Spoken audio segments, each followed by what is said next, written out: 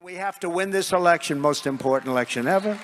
We want a landslide that's too big to rig. If you want to save America, get your friends, get your family, get everyone you know, and vote.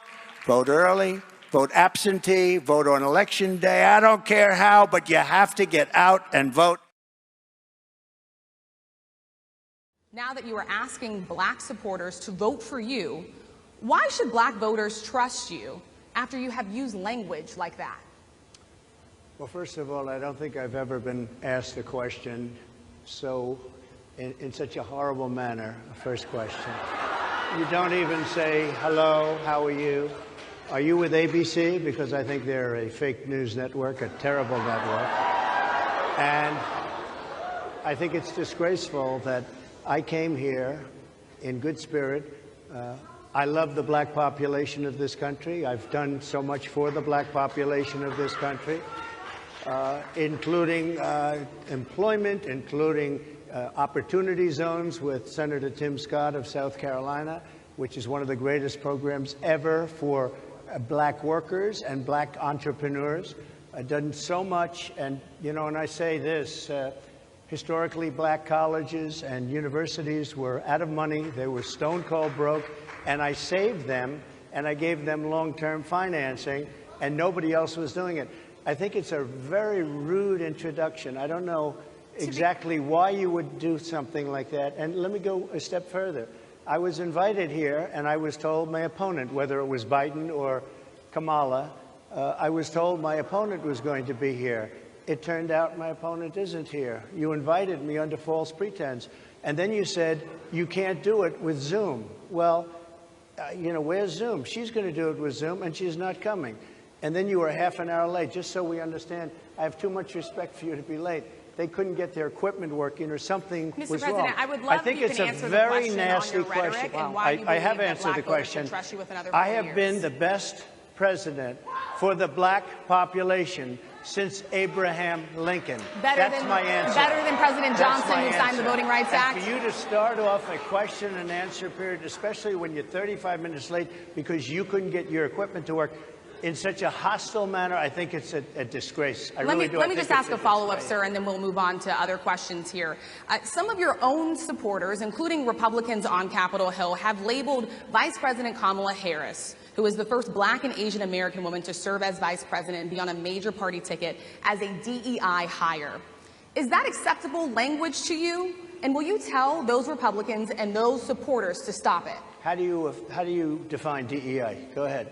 How do you define diversity, equity, and inclusion? Okay, yeah, go ahead. Is that what your definition? That is give me a definition the words then. Would you give me a definition DEI. of that? Give me a definition. Sir, I'm asking you a question, a very direct question. Define it for me, if you would. I just defined it, sir. Do you believe that Vice President Kamala Harris is only on the ticket because she is a black woman? Well, I can say no. I think it's maybe a little bit different. So I've known her a long time indirectly, not directly very much, and she was always of Indian heritage, and she was only promoting Indian heritage. I didn't know she was black until a number of years ago when she happened to turn black, and now she wants to be known as black. So I don't know, is she Indian or is she black? She has always identified as a black woman. She went to a historically black college. I respect either one, but she obviously doesn't, because she was Indian all the way, and then all of a sudden she made a turn, and she became a black person. Just to be clear, sir, do you believe that I think somebody should look into that, too, when you continue in a very hostile, nasty tone. It's a direct question, sir. Do you believe that Vice President Kamala Harris is a DEI hire, as some Republicans have said? I really don't know. I really don't know. Could be. There are some, and there are plenty. I know this lady right over there, Harris, is a fantastic person who just interviewed me at length. And we had a great interview, I think, and I heard you got very good ratings on that interview. You told me it was the longest one of your life, so we had a good discussion. Look, I want to talk about why you're here today. I mean, it is not lost on us how divided we are as a country. And as you were coming today, we really got to see that we are divided along the lines of race, along the lines of gender. And there is this question of, in this moment where we are, why come here? What is your message today? My message is to stop people from invading our country that are taking, frankly, a lot of problems with it. But one of the big problems, and a lot of the journalists in this room I know and I have great respect for, a lot of the journalists in this room are black. I will tell you that coming from the border are millions and millions of people that happen to be taking black jobs. You had the best. What exactly is a black job, sir? A black job is anybody that has a job. That's what it is. Anybody that has a job. All right. And Mr. President, they're taking the employment away from black people. Is saying now that they've seen surges that they haven't seen since we were in a pandemic of people in financial trouble. Much of that falls on the shoulders of single moms, single black moms, when you look statistically. Yeah. How do you turn it around? What's your plan for the black community when it comes to money? So, first of all, it's very hard to hear you for whatever reason because of the fact that they have bad equipment, because I guess, you know, this woman was unable to get the right equipment.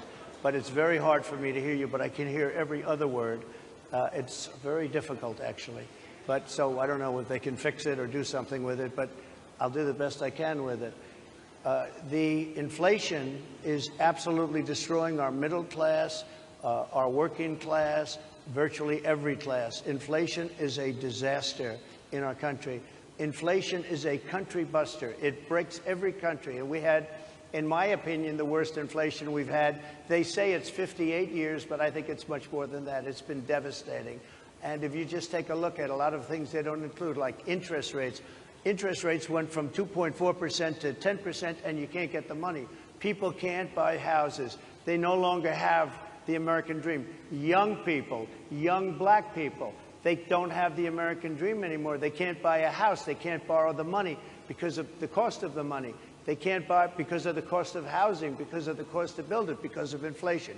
Inflation is a disaster, and it's destroying our country, and it's destroying the black community probably as much or more. So what do you do? Than any What's your plan? You know what we have to do? We have to bring down the cost of energy, and that's going to bring down the cost of inflation. This was all started with a bad energy policy by Joe Biden.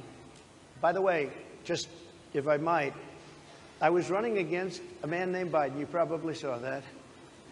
And he was losing very badly in the polls, and then he had a rather bad debate. I would say it was a bad debate. I would say it was one of the worst debates in history.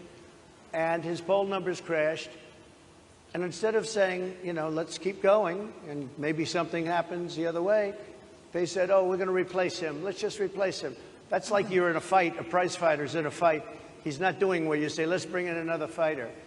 So our whole campaign was steered toward him, and now we have to steer toward him. But ultimately it's the same because they have bad policy. They have policies of open borders, unbelievable open borders, horrible energy policies. They want to get rid of as you say, gasoline in cars. They want to get rid of oil. They want to get rid of efficient heating. Mr. President. Environmentally, what they're doing is killing our country. They're absolutely destroying our country. But the inflation is the thing that's hurting the black worker, the black population, and every other population within our country. Inflation is the worst it's been, I think, in over 100 years. And they'll fact check it. They'll say, it's only 58. Whatever it may be, they don't add all the numbers. They don't add the really bad numbers, and you can check that too. But inflation, Harris, is absolutely destroying this country and the people in our country. Yes, ma'am. But you're not voting that way. You're voting for the president. You're voting for me. If you like me, I'm going to win. If you don't like me, I'm not going to win. I'm going to.